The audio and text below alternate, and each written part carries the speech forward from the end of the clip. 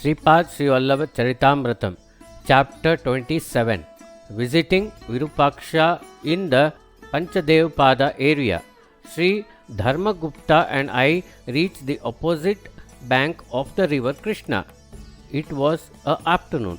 It was a Thursday afternoon, which was very sacred time when Sri Guru Sri Sarvabhauma receives bhiksha from various places at that time. Sripada asked us to construct a house with straw grass, that too in a single day. We were not acquainted with that place. Moreover, a site was required to construct the house. House construction implements were required in that place. Straw grass was required to cover the top.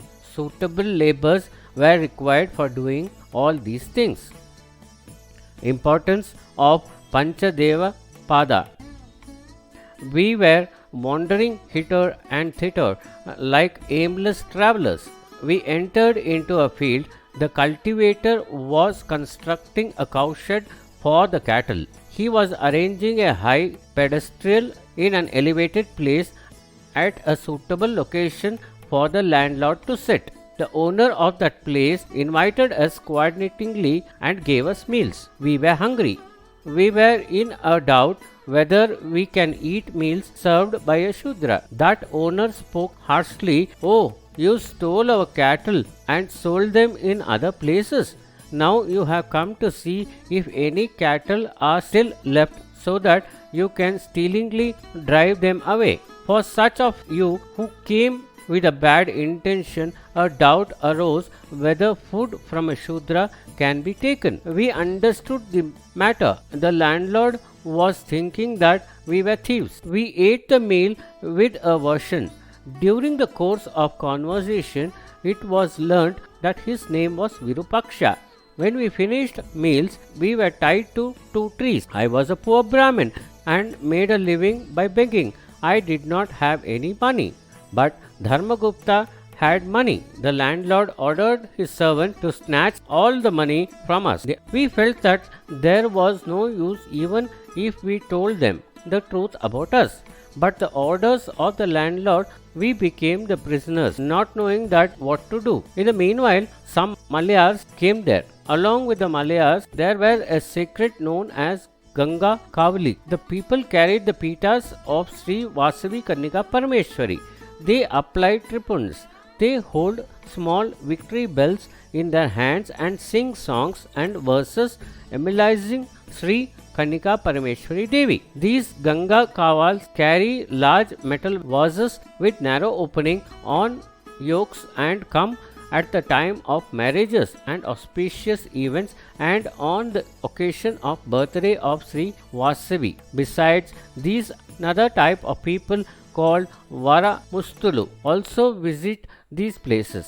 They come with prabhas tied around their waist, shouting Jaya Jaya and making sound of victory with the bells in their hands. On these prabhas, one can see sword, armor and many more different war weapons. Veera Mastulu also came to that place along with the Malayas. Some soldiers of the king Vishnuvardhana became devotees of Mother Vasavi and joined the Balnagaras to fight with the soldiers that were loyal to Vishnuvardhana. The people in the families of those soldiers who were the devotees of Mother Sri Vasavi were called as Viramastulu, since they sacrificed their wealth, honor and lives in the secret war on that day. The Vaishya kings honored them during the auspicious occasions. That cultivator offered meals to Malayas, Veera Mastulus and honored them. They released us and requested us to participate in the construction of the cowshed. We agreed. When all the work was finished, Virupaksha asked me, "Do you know what is Mustilu, Musti, Varamusti?" I replied that I did not know. When we were given meals in the evening also, he commanded that we should guard the cattle, wealth and sheep, that there that night. Afterwards, he left with a band of servants. That night, we both recollected the name of Sripada and his sportive pastimes. When we woke in the morning, we found no trace of cows or ox in the cowshed. The cultivator nearby asked us at what price we purchased the land. We told them about the things that happened the day before. They did not believe our statement and considered us to be mad people. It could not be resolved as to what was truth and what was false. Then a stranger came there. He questioned us. Did Vasavi Kannika Mate birth on Vishaka Shuddha Dashami or on Saptami? Sri Dharmagupta replied that Mother Vasavi was born on Dashami. On that day it was a full Dashami Tithi, and that it was on a Friday. When we heard that reply, he questioned, "Are you two lunatic going to that lunatic in Karangudda who is sitting without any work?" The conduct of the stranger was objectable to us. Sri Dharmagupta said to me, even if the stranger spoke offensively, he thought our duty.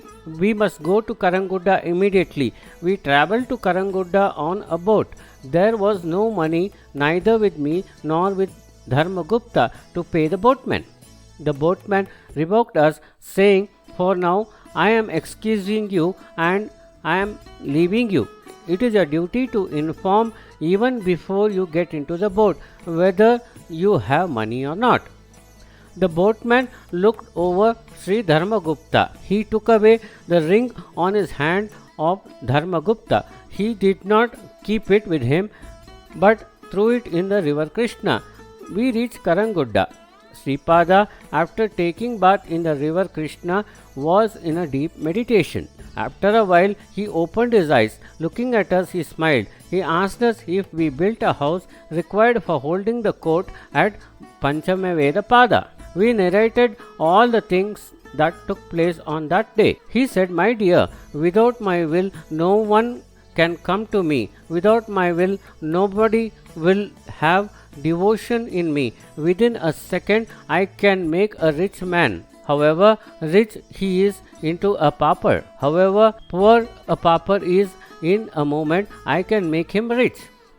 I can make a mad fellow into a healthy fellow. And I can also make a person who is completely healthy into a mad fellow. All powers and siddhis are in my hand." The landlord whom you saw yesterday was Virupaksha, the brother of Sri Vasavi Kanyaka. The cow wealth which you say was the same cow wealth that Sri Kusuma Shreshti had at that time.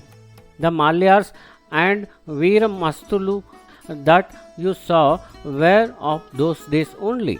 The stranger who asked you in an objectable language whether you were going to Karangudda was myself. The one who took the ring from Dharmagupta and threw it into the Krishna river was myself. My court was built by Malyas, Veeramastis, Veerabhadra and his associates. I was purely your good fortune that you also took part in the great endeavor. For me, all the times past, present and future are the same. All the places are the same. I can recreate the incident of any place and of any time. I can also create new incidents with some changes. This illusionary human form of mine is Sripada Srivallabha will change into Sri Padmavati Venkateshwara by the end of Kali Yuga. People who know that everything is in my hand are really blessed. Here we come to the end of Sripada Srivallabha Charithamrutham chapter 27. Om Sai Ram.